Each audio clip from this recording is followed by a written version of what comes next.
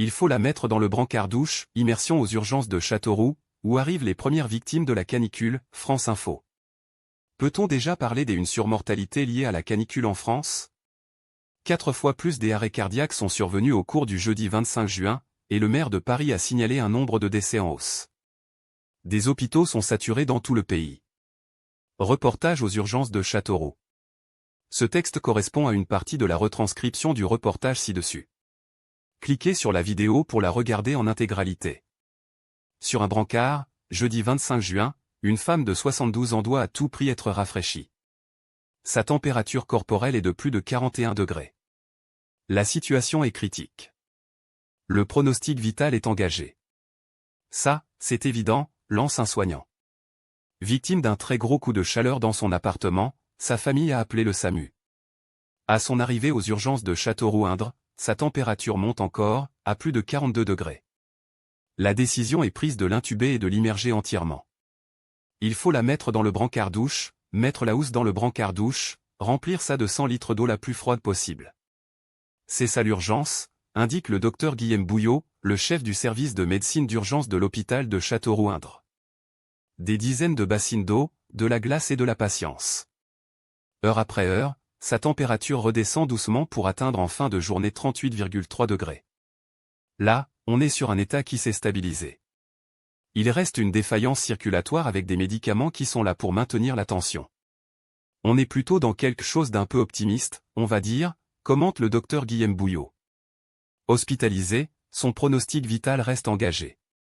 Les situations d'urgence absolue comme celle-ci se multiplient ces derniers jours dans cet hôpital. Une réunion de crise s'est tenue ce jeudi. 3 personnes sont mortes à cause de la chaleur au cours des dernières 24 heures, dont une femme de 37 ans. Une personne qui est arrivée en hyperthermie grave, à 41 degrés, et qui, malheureusement, est montée en réanimation. Malgré tous les soins qui ont dû être réalisés, elle n'a pas pu être sauvée, déplore Sandrine Quinet, cadre supérieur des urgences. Alors aux urgences, au moindre signe de déshydratation, les infirmières posent des perfusions.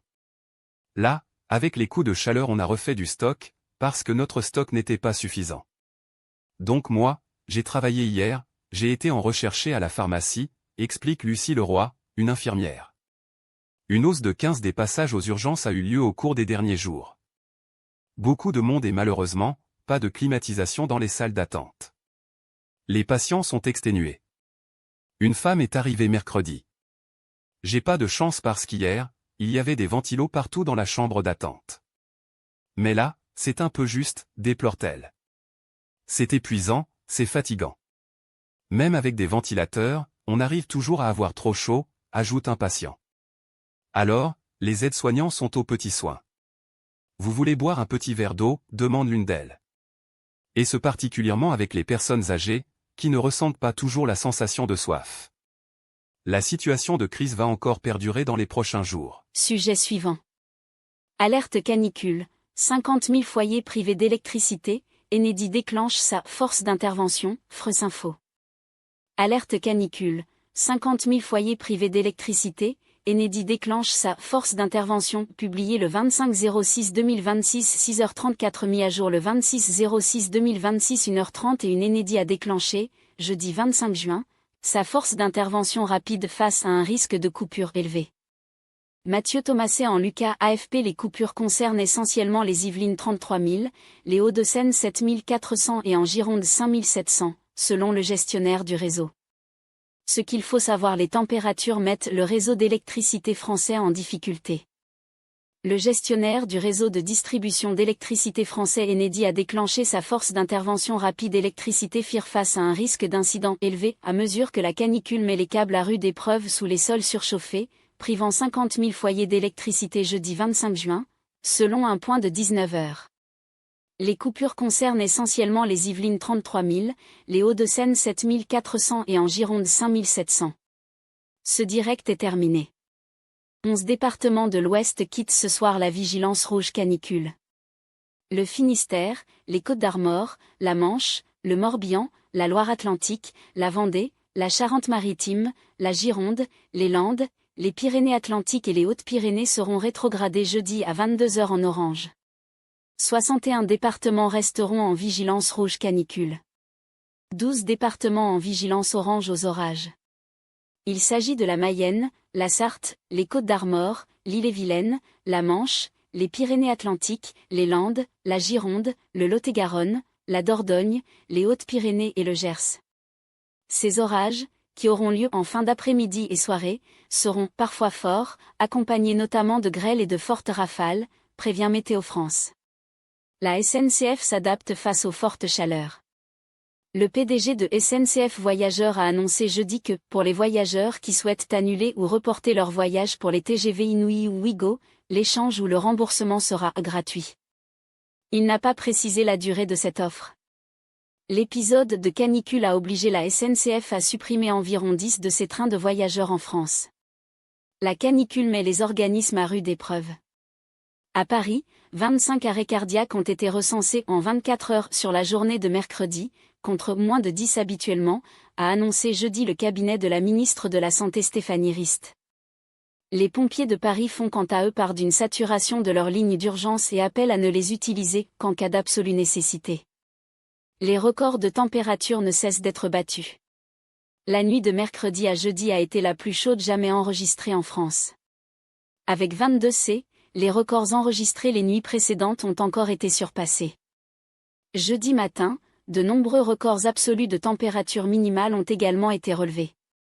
Il faisait 27,2 C à Nantes Loire-Atlantique, 26,8 C à Bordeaux-Gironde, 26,4 C à Paris ou encore 24,8 C à Lorient-Morbihan.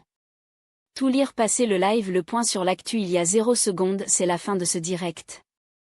Il reprendra demain matin, à 6h. En attendant, voici les principales informations de la soirée.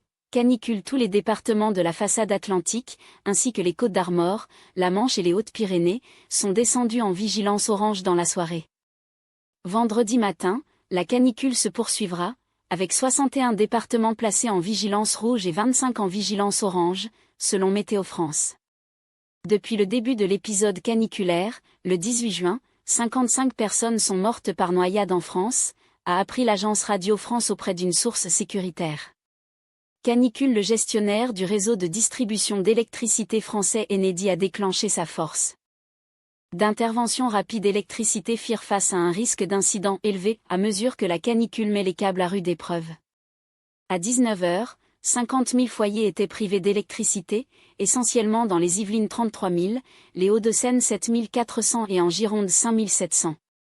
Moyen-Ori. Le plan d'évacuation du détroit d'Ormuz a été suspendu temporairement après une attaque dans le golfe d'Oman visant un navire qui avait franchi le détroit, a annoncé l'Organisation maritime internationale OMI.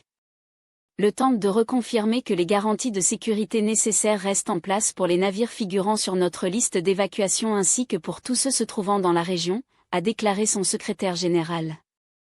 Canicule. La douceur revient par l'ouest du pays, après les orages d'aujourd'hui, mais les températures restent très élevées sur une grande partie du pays demain matin, avec des températures qui dépassent souvent les 30 C. Comme d'habitude, retrouvez ici toutes nos cartes météo. Canicule. C'est inhumain. Cet après-midi, la circulation des bus a été interrompue sur plusieurs lignes de la métropole lilloise.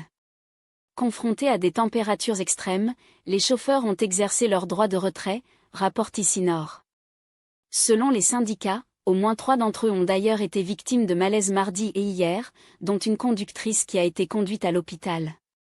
Bernard Vivier, directeur de l'Institut supérieur du travail il y a 0 secondes. D'ici 2030, le coût de ces canicules pourrait atteindre à peu près 210 milliards d'euros. Donc cette somme qui est perdue pour l'activité, pour la production, pour le chiffre d'affaires, il nous faut l'anticiper et il nous faut équiper les bâtiments. Canicule. La canicule a un coût humain, mais aussi économique, explique sur France Info le directeur de l'Institut supérieur du travail, Bernard Vivier. Selon l'Agence nationale pour l'amélioration des conditions de travail, à partir de 30 C, la productivité et la capacité de chacun à bien produire, à bien travailler, baissent d'environ 10. Ce n'est pas négligeable. Canicule. C'est une question qui revient à chaque épisode de canicule. Qu'impose la loi aux employeurs quand les salariés sont exposés à des fortes chaleurs? La réponse ici. Canicule. Quand est-ce que ça va s'arrêter la canicule? Marie-Adélaïde Sigags Fresinfo il y a 0 secondes. Bonjour Alain 123.a et merci pour votre question, aussi simple que pertinente. D'ici samedi, les orages auront fait baisser les températures sur pas mal de régions, de sorte que nous pouvons estimer la fin de la canicule d'ici dimanche soir. Tout est expliqué dans cette vidéo. Canicule à 22h, 11 départements sont descendus en vigilance orange, tous les départements de la façade atlantique, ainsi que les Côtes-d'Armor, la Manche et les Hautes-Pyrénées. Selon Météo France, 3 d'entre eux verront leur vigilance descendre encore d'un cran, dès 6h. Le Finistère, les Côtes-d'Armor et la Manche seront donc en vigilance jaune. Canicule après l'explosion d'un transformateur électrique, à La Rochelle-Charente-Maritime, près de 10 000 personnes ont été privées de courant en début de soirée, nous apprennent nos confrères d'ici La Rochelle. Eux-mêmes touchés par cette panne, ils précisent qu'une partie du secteur a depuis pu être réalimentée à la suite de l'intervention d'agents d'Enedis et de RTE. La canicule expose encore davantage les femmes victimes de violences conjugales, alerte la coordination française pour le lobby européen des femmes. La canicule, c'est un facteur révélateur et un facteur aggravant des violences, comme peut l'être l'alcool, explique sur France Inter sa présidente, Françoise Brier. Elle cite l'exemple des hommes qui étaient violents avant la canicule et qui vont utiliser n'importe quel prétexte pour devenir violents ou poursuivre leur violence. Canicule. Quel est le bilan du président actuel en termes des adaptations face aux canicules et en termes de changements concrets apportés? Pourriez-vous donner des exemples concrets qui sont réellement en place depuis le début de son premier mandat? Marie-Adélaïde Sigags Fresinfo il y a 0 secondes. Bonjour en KB. Difficile de vous répondre en quelques lignes. Je peux cependant vous inviter à consulter les rapports du Haut Conseil pour le climat, l'instance indépendante créée spécialement pour évaluer la politique gouvernementale en matière de lutte contre le changement climatique.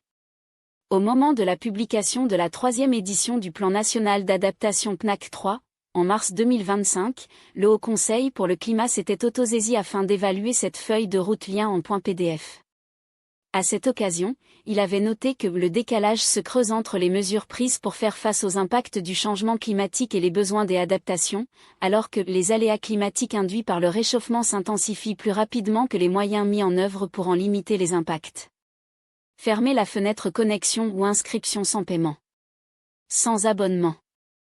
Fermez la fenêtre bannissement. Vous ne pouvez plus participer au live. Vous avez posté un message contraire aux règles du live avec votre compte xxxxxxx.20. Nous vous rappelons que votre participation doit se faire dans le respect de la loi, des personnes et des règles du live que vous pouvez consulter ici. Consultez les règles du live. Fermez l'espace participatif. Fermez la fenêtre bienvenue. Bienvenue sur l'espace participatif du live.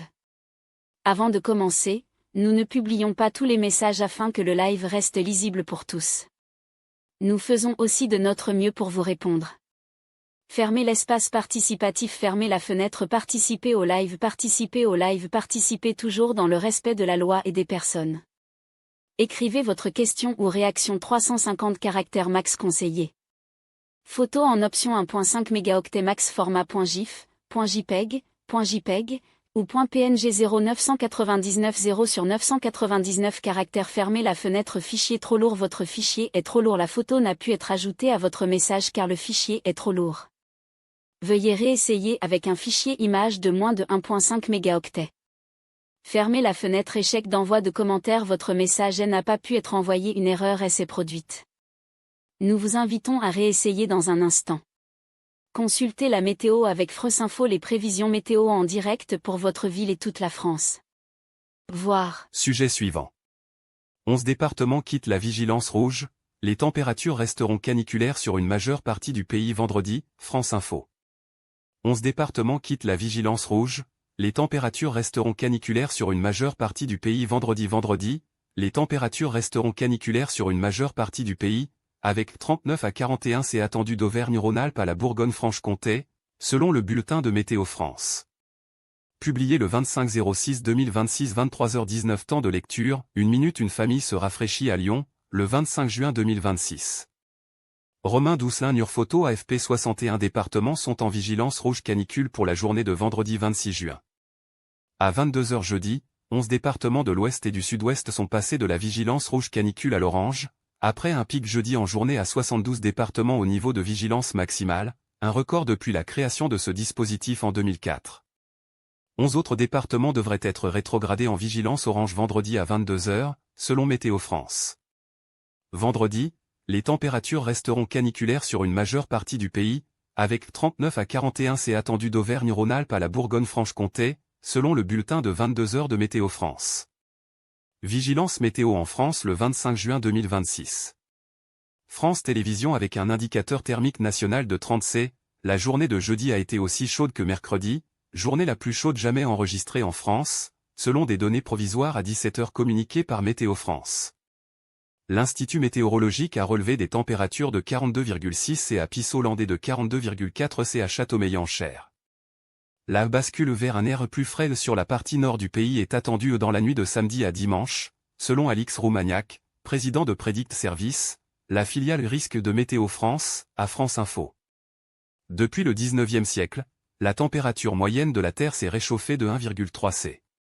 Les scientifiques ont établi avec certitude que cette hausse est due aux activités humaines, consommatrices d'énergie fossile charbon, pétrole et gaz.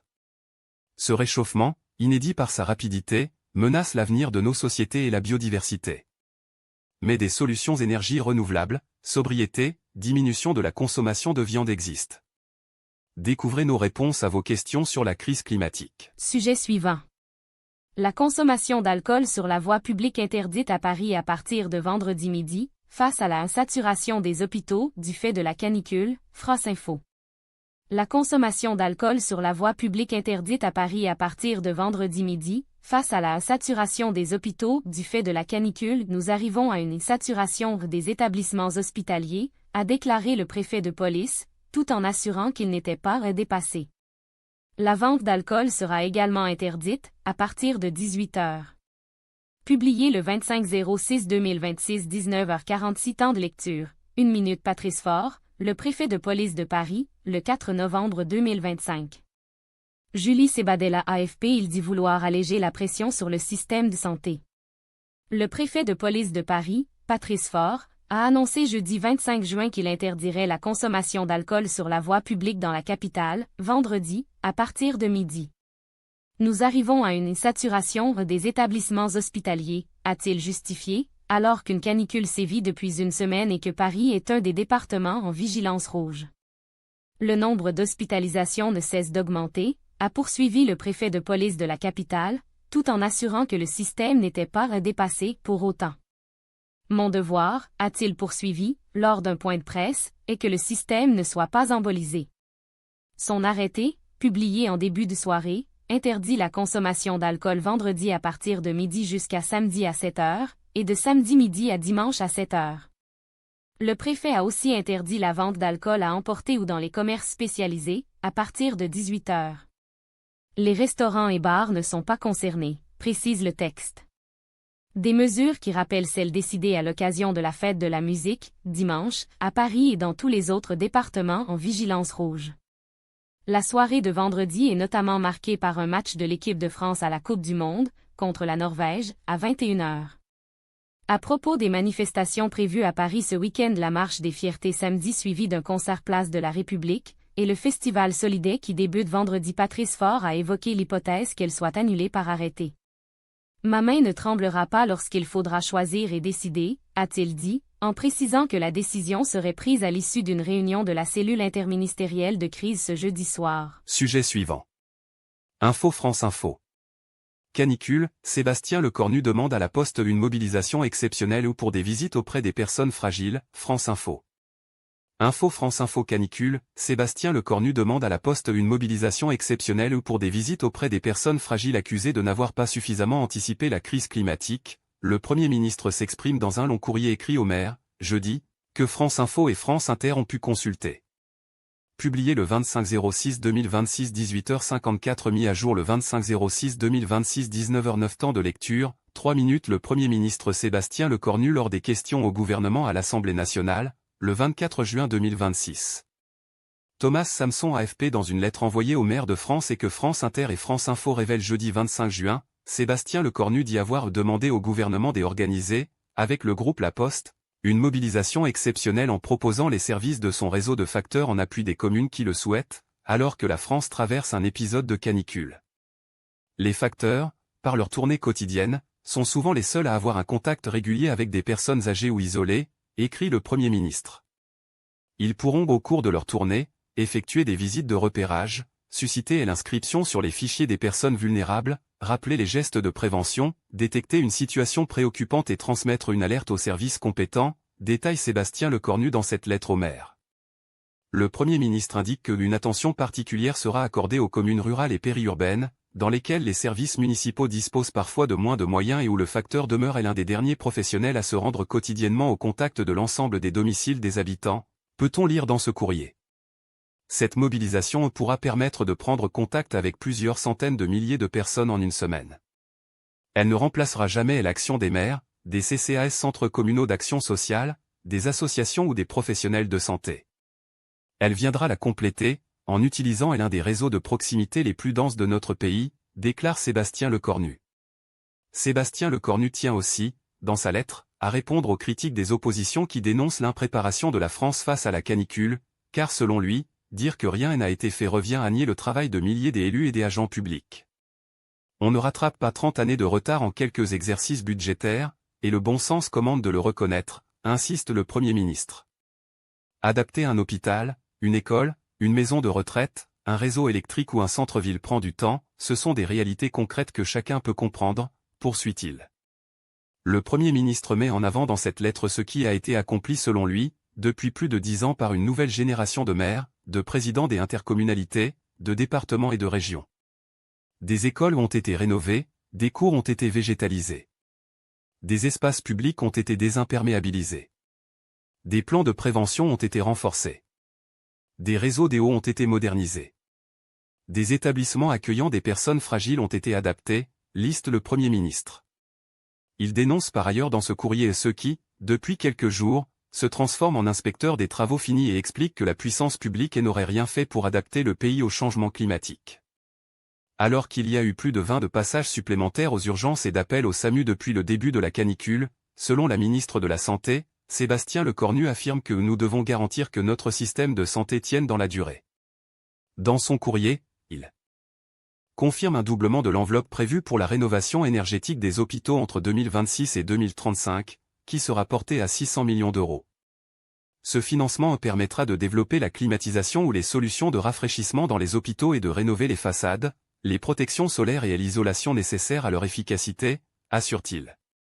Le gouvernement proposera également aux conseils départementaux de travailler à un plan des investissements partagés sur 10 ans pour les EHPAD, écrit le Premier ministre, car à l'issue de la prochaine décennie, aucun de nos aînés ne devra plus souffrir de la chaleur dans sa chambre, promet-il.